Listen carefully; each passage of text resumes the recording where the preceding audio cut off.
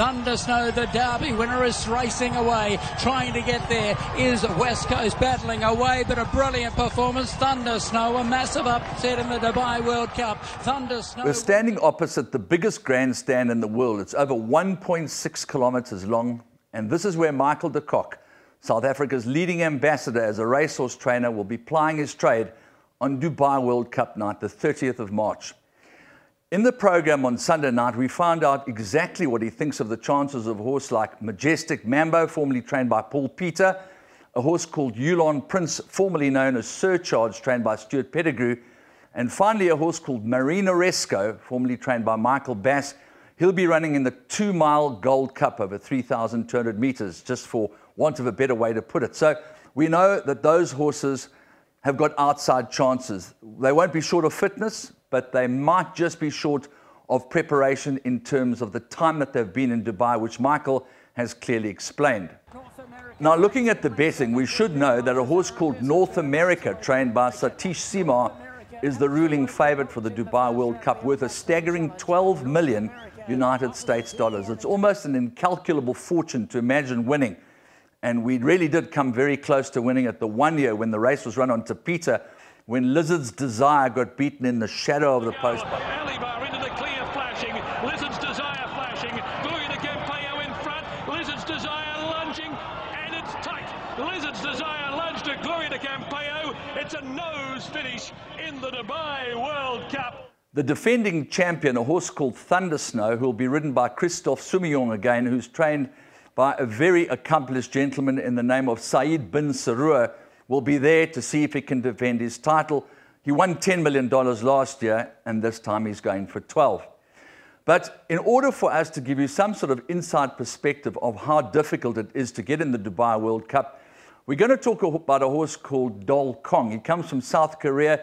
He's a cult hero over there. So we're going to have an opportunity to speak to his trainer, Simon Foster, just about how difficult it is to get into this race and whether he thinks this horse Dolkong, who's currently on offer at 25-1, is A, worthy of his place, and B, worthy of getting a big stake check. It really is an incredible honor to be in the $12 million Dubai World Cup. Oh, look, it's obviously an honour to get a horse this far, to get him running here. He came over here not qualified for it. We were mindful of that.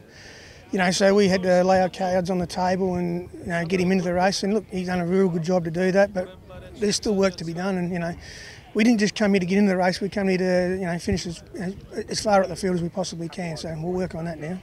They had a race named after him on Saturday there at Seoul, which is, it's very rare for them to name races after anything really. So look, you know, it's obviously a bigger honour for them. They've got a few banners around the race course, and look, there'll probably be a little bit more this week, I'd say, in the lead up.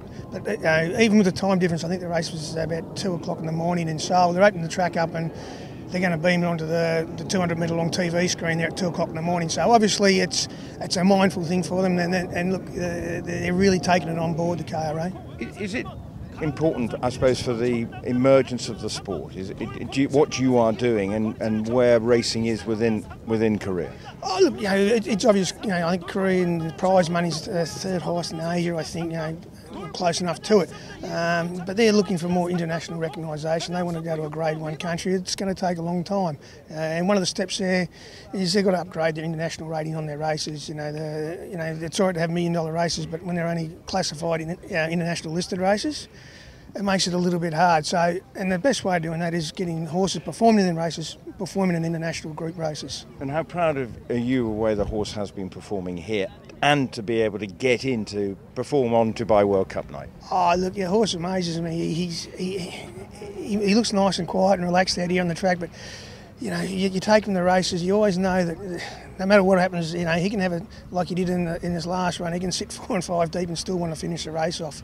You know, he's a tough competitor, and we know every time you put him out on the track, he gives us all. So look, he doesn't understand what he's doing, but he's just doing what he does naturally, and that's just giving us the best. So we're really, you know, proud of what he's been able to achieve. Well, from the 2,000-metre contest on dirt, we move to the speed machines over 1,200 metres, which goes around the turn.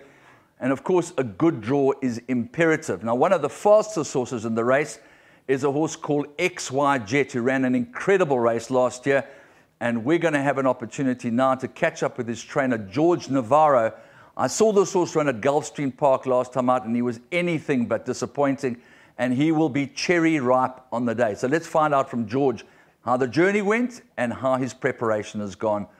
You know what, from last year? Nah, not even last year. From the first time I was here, a good horseman approached me, my first ride over here, and he said, George promised me something. Once you get here, promise you're not going to do nothing crazy. All right, let the horse be. Don't get on his way. All right, listen, you have a plan, a whole year, all right? And then you're 3 months out. Horse lets you know if he's going to make it or not. So why you want to do something here? I bring my horse to prepare. Yes, there's always a question. Have I done enough? All right, I guess that's every trainer question. I ask my rider, the groom, which is my uncle, you think we've done enough? All right, and they tell me, George, stop asking yourself that question. All right, he's ready. You've done enough already. XY Jet is the front runner. Roy H having his work to try and get him down the outside. It's XY Jet in front. Coming at him is Roy H. Mind Your Biscuits begins to fly. XY Jet, Roy H. Mind Your Biscuits down the outside. XY Jet, Mind Your Biscuits. Flew got him. Mind Your Biscuits from last takes out the Golden Shaheen from XY Jet. I think I ran against a great horse last year. For what that horse did, broke bad. Cover that much ground on a speed favoring track. I do think that I ran against the best sprinter in the world last year. All right, Roy H was there. All right, he went third to me. So you know what? With a little bit of lady luck, breaking good out of the gate, and everything going my way. One thing I could tell you guys, I had XY Jet since he was a 2-year-old. This is the first time that I could say I could train him. There is nothing right now bothering him. There is nothing. The way he's eating, he's tearing up the feet up, and that's a good sign when a horse tears up the feet up the way he does. What I meant by tearing up the feet is that he eats everything. Usually the trip gets him, the weight, training here, the heat, missing something at home, but right now he's not missing anything. Listen, if he shows up what he showed last year, I think they're in trouble.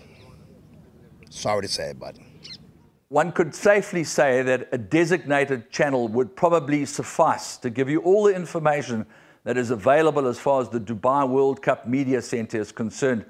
But on behalf of Track and Ball, we thank you for joining us and promise to give you more information about more of the races, particularly Team de Kock, and the important races that will take place on Saturday night at Meydan Racecourse, Saturday, of course, the 30th of March.